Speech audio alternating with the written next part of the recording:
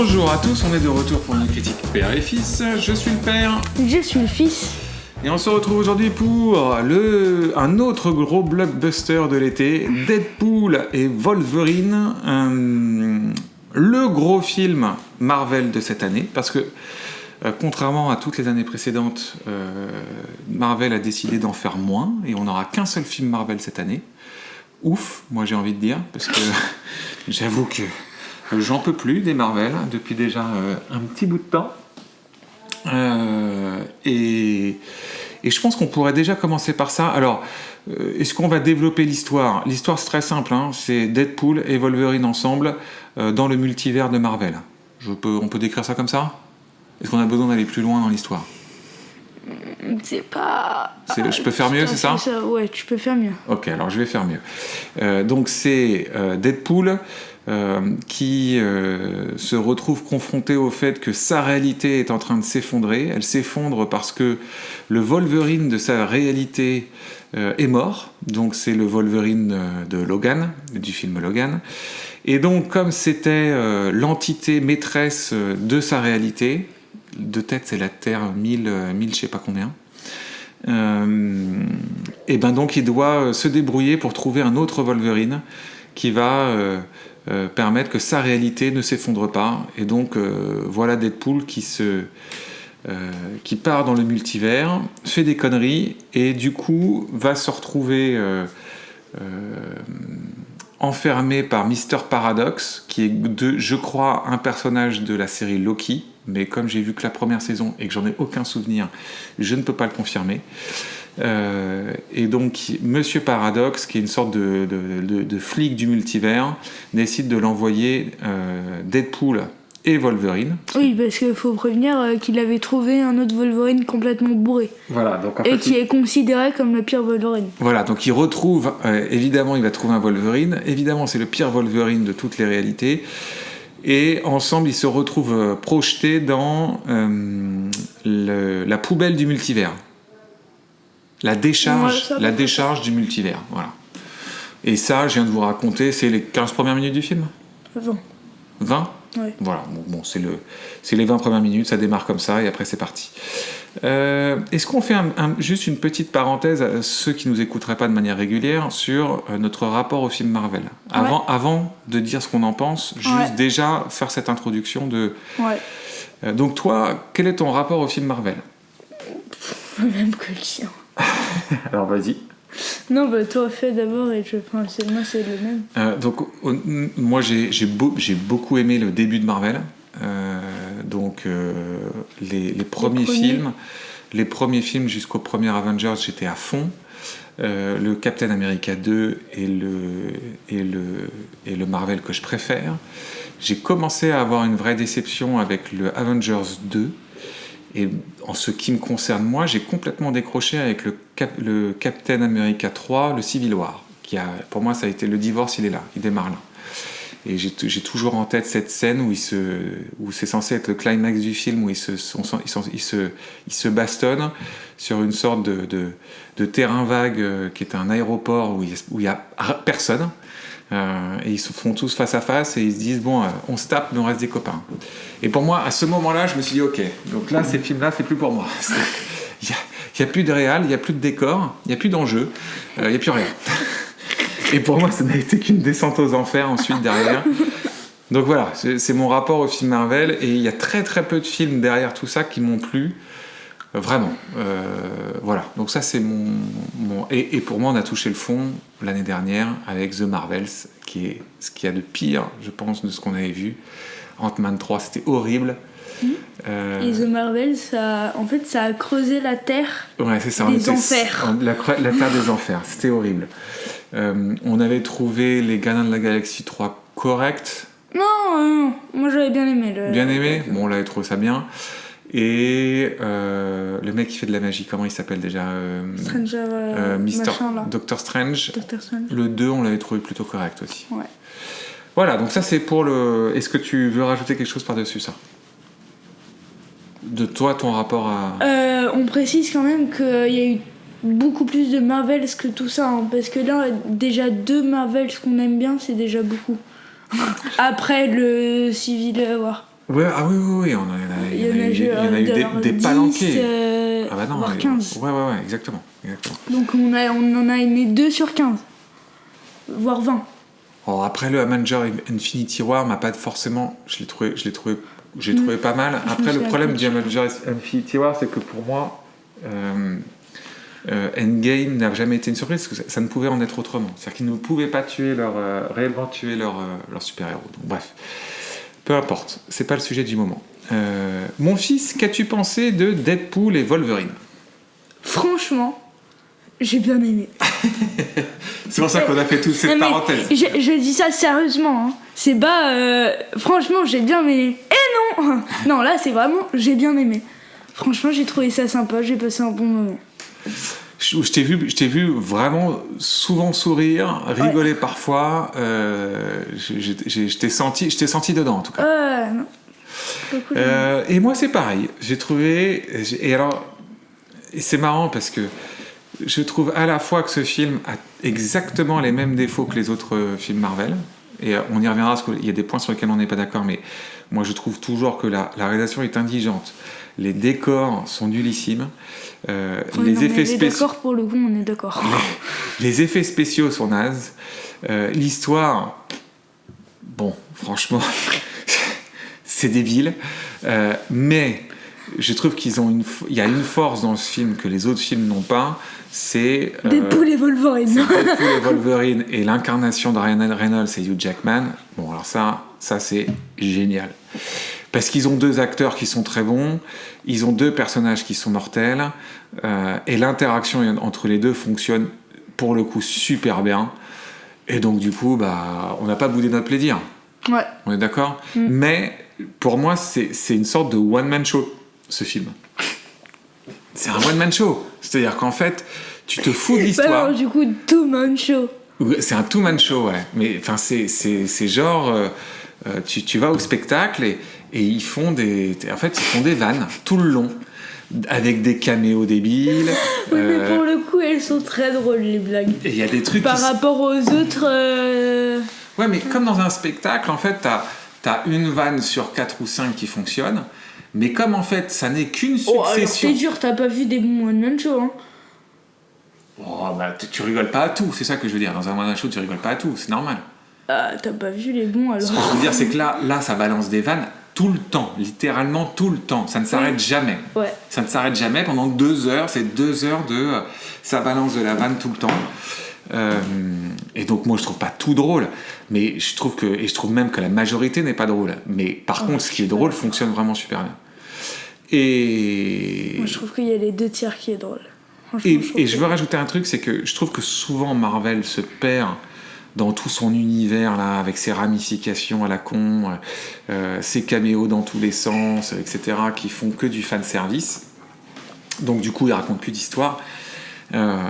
C'est exactement pareil dans ce film-là, mais dans ce film-là, comme Deadpool est construit autour du fait qu'il brise le 4e mur, en fait, c'est intégré au sein de ce personnage, et du coup, ça fait du sens, là, qu'il y ait toute cette mécanique de caméos dans tous les sens. Et alors, pour le coup, des caméos, il y en a une palanquée. Et là, on va pas spoiler. Parce que pour le coup, moi, j'ai été surpris de plein de trucs que j'avais pas été spoilé. Parce que nous, on avait juste vu les bandes annonces qui passaient au Cinoche. Et pour une fois, ils ont pas fait des bandes annonces où ils racontent tout. Ouais. Donc, alléluia. Quand on y va et qu'on a vu juste les bandes annonces, et il y a plein de surprises dans le film qu'ils ont gardées. Et ça, c'est cool. Est-ce que tu veux rajouter quelque chose par-dessus ça, sur la vie générale ? Je trouve que t'as été dur. Je trouve que... Ah bon ? Ouais. Pourtant, je suis enthousiaste. Oh non. Ah non, mais on va pas non plus dire que c'est un bon... Enfin, on va pas dire que c'est un grand film, ni un bon film. C'est un film débile, mais c'est un film qui fonctionne. T'es dur. Je suis dur. Ok, très bien. On rentre dans le scénar un peu ? Ouais.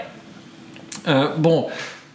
Donc, c'est une structure de body movie très classique. Donc, c'est vraiment du body movie type années 80, années 90. Donc, tout tourne autour de la dynamique entre Deadpool et Wolverine. Tout tourne autour de la dynamique entre le jeu très...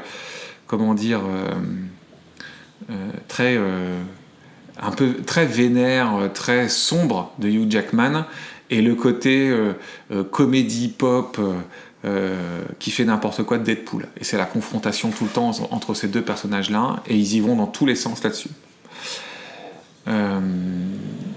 En revanche, d'un point de vue du scénario classique avec le méchant, tout ça ne tient pas debout, on est d'accord ? Et on a envie de dire qu'on s'en fout. Hein, on ne suit pas le fil. En fait, le fil rouge de l'histoire, on s'en fout complètement. On est d'accord. En fait, on ne suit qu'une succession de situations. Ça pourrait être des scénettes que ça serait pareil. Ouais. Hein, on est d'accord là-dessus ? On est d'accord. Et qu'est-ce qu'on peut rajouter dans le scénar ? Après, tout tourne autour d'une succession de caméos. Il y en a plein. Plein. On essaie de pas trop les spoiler ? Non. Hein ? Ok. Mais il y a des trucs franchement drôles et des trucs franchement rigolos. Ouais. Et moi, j'étais hyper surpris de tout ça. Voilà. Qu'est-ce que tu veux, toi, dire autour du scénar, de l'histoire C'est probablement le pire, le scénar. Parce que, ouais, comme tu dis, le fil rouge, en fait, on s'en fiche complètement. Et c'est peut-être ce qu'il y a de moins bien, le scénar. Voilà. Est-ce que tu veux parler du méchant ? De la méchante, en l'occurrence. Qui est Cassandra Nova. Le casting. On en parlera dans le casting. Ouais. Qu'est-ce que tu veux mettre d'autre en avant dans l'histoire ? Rien. Moi, il y a un point quand même que je veux mettre en avant, c'est que moi, c'est pas un personnage à la base que je trouve vraiment intéressant, Deadpool, parce que moi, ce principe autour de briser constamment le quatrième mur, je trouve ça drôle, mais ils en font trop. Enfin, ça va trop loin. Enfin, il y a une sorte de... C'est comme si tu prenais une pizza au hamburger avec de la crème chantilly par-dessus. Enfin, tu vois, c'est trop le temps. Après, je dois dire que la dynamique avec Wolverine fait que, d'une certaine manière, ça fonctionne mieux que dans les films où il est solo, je trouve. Parce que quand il est solo et qu'il est tout seul en train de faire ses conneries, je trouve que la redondance est plus forte que quand il a ce duo comique où il se renvoie la balle tout le temps. Du coup, je trouve que ça fonctionne mieux. Voilà ce que je voulais dire. Et du coup, si je me remémore bien, les trois films sont assez différents. Du coup, toi, c'est la première fois que tu voyais Deadpool. Tu n'en as vu aucun. Oui. Le premier, c'était quand même un petit film qui était plutôt bien troussé, mais qui, pour moi, fonctionnait bien parce qu'il était très différent de la production des films de super-héros à cette époque-là. Le 2 était beaucoup plus ambitieux, mais aussi beaucoup plus classique dans sa manière de présenter son histoire, etc. Bref. Et je trouve que celui-là... en fait, celui-là est très Marvel dans son esprit, en ayant gardé l'irrévérence. Alors attention, c'est de l'irrévérence très potache. Hein. Ça casse pas non plus trois pattes à un canard. C'est très pipi caca, quoi. Non. Hein ? Non. Les blagues. Non. Non ? Non. Oh, non, je suis pas d'accord. Ça va pas chercher très loin. Je suis pas d'accord. Ok, bon. Eh ben, du coup, développe. Tu n'es pas d'accord, développe ton avis. Non, mais en fait, je pense que les blagues sont plus recherchées que ce qu'on peut penser. À mon avis, il y a eu plus de travail que tu ne le penses. Alors, je suis d'accord avec toi, je pense que au niveau de la rythmique des dialogues, je pense qu'il y a un gros travail de... Tu sais, c'est presque du slapstick, quoi. Tu sais, du truc, du... Comment ils appellent ça ? C'est du cabaret américain. Tu vois, t'as une sorte de truc très rythmique dans la manière qu'ils ont d'interagir. Et je pense qu'il y a eu vachement de boulot là-dessus. Sur, tu vois, leur texte à eux, la manière dont ils interagissent, etc. Pour le coup, je pense qu'il y a plein de trucs.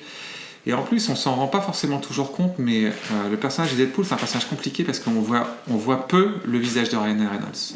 Et donc, il joue quand même beaucoup sur des expressions avec un masque complet sur le visage. Et ça, mine de rien, ça reste une performance, moi, je trouve.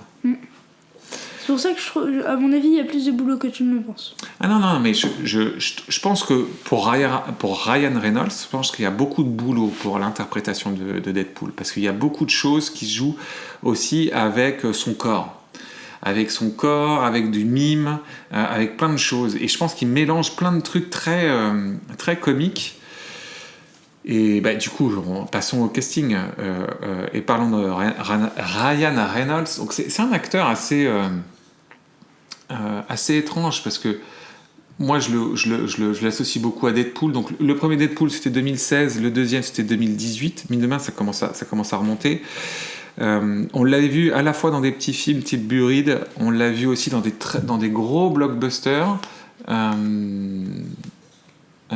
type Free Guy. Il a fait Blue and Company. Ouais, à mon avis, il faisait une voix. Il a fait Ghost, il a fait aussi plein de comédies romantiques, il était dans Bullet Train. Il a pas forcément fait une voix, hein. Mais non, c'est le deuxième personnage principal. Ah, d'accord. Il était dans Hitman et Bodyguard aussi, dans les gros films qu'il a fait. Six Underground, le film de Michael Bay. Fast and Furious, Hobbs and Shaw. Oh, genre, je le savais même pas, dis donc, qu'il était là-dedans. Il était dans les Pokémon, Détective Pikachu. Bon, voilà un type un acteur qui fait beaucoup de comédie, qui fait beaucoup aussi de gros films. Moi, je trouve que c'est plutôt un acteur qui est pas mal. Alors moi, je l'ai adoré. Toi, tu l'as adoré ? Dans le film, je l'ai beaucoup aimé. Il a quelque chose. Ouais. Il a un sens comique assez puissant quand même. Après, j'ai aucune idée de ce qu'il est capable de faire d'un point de vue film d'action. Vu qu'il est entièrement sous ses cagoules, etc., tu sais jamais si c'est lui qui fait les trucs. À la différence de Hugh Jackman, où tu sais quand... quel âge il a, notre cher Hugh ?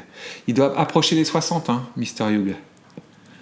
Il est né en 68, donc tu vois, il a 55, enfin 56 là, mais du coup ça a été tourné l'année dernière. Donc il a quand même fait tout ça à 55 ans. Ouais. Chapeau bas. Parce que franchement, quand tu vois encore comment il est gaulé le mec, ça envoie. Là où Ryan Reynolds, tu sais pas trop quoi. Je suis pas sûr qu'il fasse grand chose dans le film. Ouais. Hein ? Je suis d'accord. Et ensuite, évidemment, Hugh Jackman qui reprend son costume de Wolverine. Qu'est-ce que tu penses de Hugh Jackman ? Oh bah lui, il est génial. Lui, il est génial. Bah c'est Logan, hein, qu'est-ce que je te dise.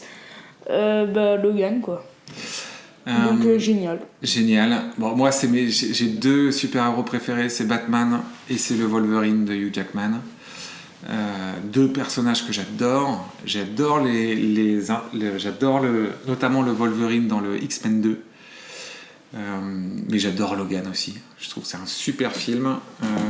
Bref, j'ai du mal à imaginer un autre acteur interpréter Wolverine. Et d'ailleurs, tu as un caméo là-dessus dans le film qui est vraiment, je trouve, très rigolo, qu'il faut pas qu'on dira pas ici.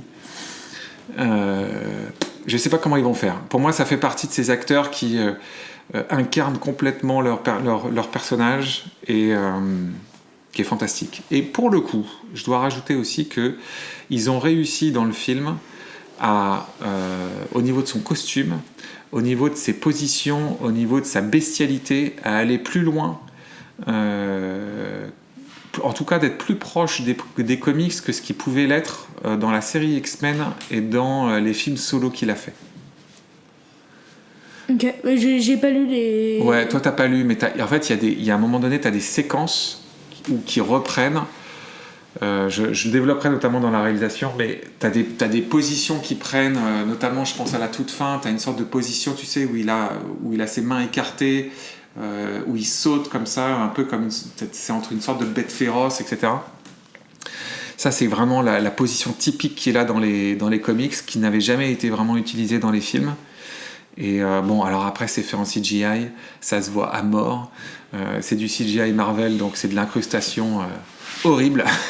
Et encore... Moi, je continue à me dire, je ne comprends pas comment ces mecs ont des budgets de 200 ou 250 millions. Je ne sais pas combien a coûté ce film, mais ça a dû coûter une fortune.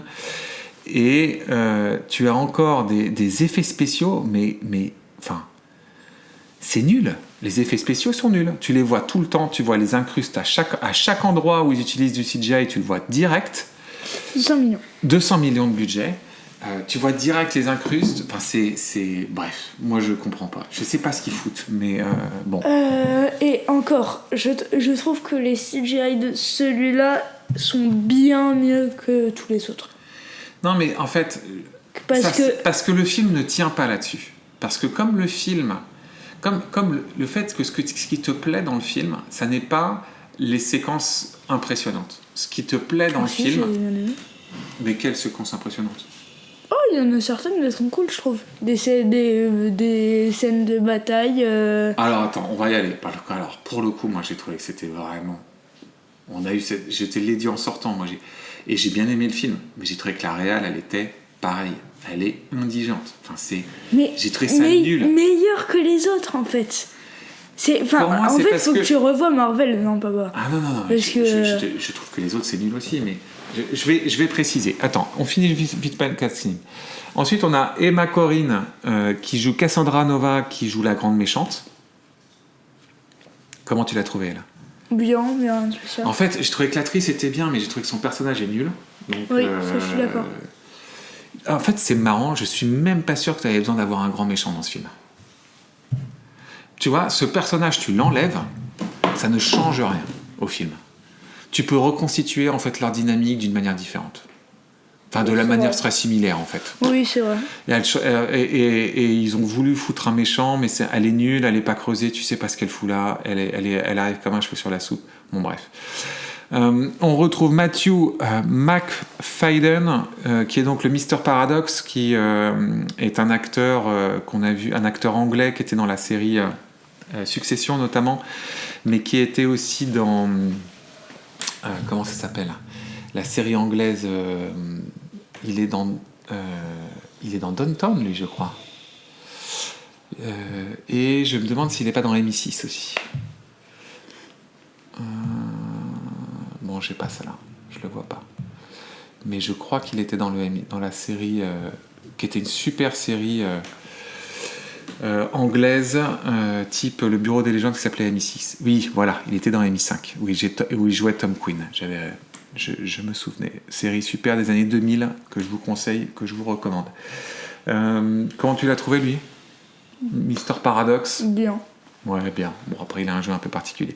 Et je vous donnerai pas le reste du casting, parce que le problème, c'est que ça va spoiler, et puis ça va spoiler les caméos. Et j'ai pas envie, pour le coup, parce que ça fait vraiment partie du film et du plaisir. Passons sur la réalisation. Toi, qu'est-ce que tu en as pensé de la réal? Meilleur que les autres Marvel. Meilleur que les autres Marvel. Ouais. Et c'est là où moi je suis pas d'accord, pour le coup. C'est-à-dire que pour moi c'est exactement la même chose. Alors c'est réalisé par Sean Levy, de tête, c'est celui qui a fait Free Guy. Ouais, c'est ça, il a fait Free Guy. Il a fait Adam à travers le temps. Il est Contact. Non, mais il est producteur. Ouais, il est pas réel là-dessus. Mais il est producteur de Free Guy aussi. Hein. Certes. Ah, il est producteur sur Croque-Mitaine. Producteur. Ok, bon, pour moi c'est un yes man, hein. C'est pas un... Je pense pas du tout que ce soit un bon réalisateur, ce mec-là. Il a travaillé aussi sur Stranger Things. Donc moi je suis pas d'accord, parce que je trouve qu'en fait la réalisation est aussi indigente que dans les autres. La différence, c'est comme le film fonctionne, et que surtout il ne fonctionne pas sur ces moments de bravoure, il fonctionne pas sur des moments impressionnants. Et donc du coup, tu as l'impression que la réalisation, elle fonctionne, parce que t'es pas en train de te dire « Ah mais c'est nul ». Puisque, en fait, t'as pas besoin... En fait, le film fonctionne au-delà de ces scènes d'action. Tu vois ce que je veux dire? Oui, je vois. Mais t'es pas d'accord? Non. Non, parce que même... franchement, il y a certaines scènes d'action qui est plutôt cool. Même si encore, on est sur de la réalisation Marvel. Hein, mais meilleure que les autres, en fait. C'est ça que je veux dire. Tu vois, moi j'ai une scène en tête, alors je vais essayer de la décrire sans la spoiler, qui est vers la fin. Je vais la spoiler très légèrement. Sur la fin, il y a une sorte de baston assez iconique où les deux se battent contre plein d'autres personnes. On s'en fout de qui sont ces personnes. Et en fait, ils se battent sur un long travelling. Oui, non, mais là, oui, d'accord. T'as pris la pire scène, en fait. Mais c'est censé être... Mais mon fils, c'est censé être la séquence du film, d'un point de vue d'action. D'un point de vue de chorégraphie, c'est plan-séquence en travelling de côté. Et je vais même te prendre un exemple Marvel. Dans le film, c'est l'équivalent de la scène des Gardiens de la Galaxie 3. À la fin, tu sais, tu as une sorte de couloir qui s'ouvre et ils vont tous rentrer, il y a plein d'ennemis et d'un coup, tu as James Gunn qui fait une sorte de plan-séquence où tu suis un à un les personnages avec leur manière de se battre, tout ça dans une seule et même séquence, qui est une scène plutôt impressionnante dans cette séquence-là. Mais surtout moi, elle m'a fait penser à une séquence où je me suis dit, en fait, quand j'ai vu cette séquence-là, je me suis dit, mais en fait, pour ce film-là, j'aurais rêvé d'avoir genre un Matthew Vaughn, le mec des Kingsman. Le Matthew Vaughn qui a fait X-Men First Class, par exemple. Matthew Vaughn, qui a fait donc la fameuse scène de l'église dans le premier Kingsman, il se retrouve avec ces deux personnages-là sur des séquences comme ça, avec autant de moyens. Mais putain, il te fait une séquence qui t'arrache la rétine, où tu te dis, mais je vais te faire une séquence, tu n'auras jamais vu ça. Là, t'as un pauvre travelling qui va en plus tout lentement, mais qui va trop vite pour les acteurs. Et tu les vois derrière dans le fond, la chorégraphie est pas top, tu sens qu'en plus, eux, ils se galèrent pour la faire. Tout est fait... pour moi, c'est indigent. Tu te dis, quand tu as un tel matériau, mais fais-nous des séquences de dingue. La seule que j'ai trouvée à peu près, tu vois, inventive et rigolote, c'est celle dans la voiture. Mais pareil, tu vois rien. La caméra, elle filme pas les choses correctement, je trouve. T'es pas d'accord? En fait, t'as pris la pire scène. Donc, tu prends la pire scène du film. Celle qui est la moins bien tournée. Je donne mon meilleur argument. C'est un coup bas. Hein. C'est un coup bas. Film. C'est pas cool. Ouais, je sais pas. Et après, on peut pas passer sous silence les décors. Oui, non, les décors, je suis d'accord avec toi. Les décors, c'est un truc de ouf. Après, à mon avis, ils ont fait exprès parce que on est un peu dans la décharge du multivers. Donc il y a de tout, en fait.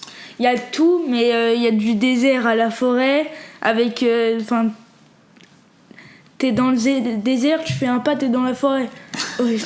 Et sans transition, hein, Jean-Pierre. Et sans transition, Jean-Pierre, et on t'explique jamais. Et tu sors de la forêt, t'es dans un champ de maïs. Tu sors du champ de maïs, t'es dans le désert. Non mais là pour le coup, c'est jamais cohérent, c'est jamais expliqué. C'est toujours des décors ultra vides. Enfin, je te rappelle que en plus, tu peux faire des choses hyper impressionnantes avec des décors vides. Mad Max Fury Road, c'est du désert, mais c'est du désert magnifié. Est-ce que tu vois une seule séquence qui peuvent s'approcher de Mad Max Fury Road? Parce qu'en plus, il le cite dans le film. Hein. Mais alors attention, t'as l'impression que c'est la carriole, c'est Mad Max Fury Road fait par France Télévisions, quoi. Tu vois?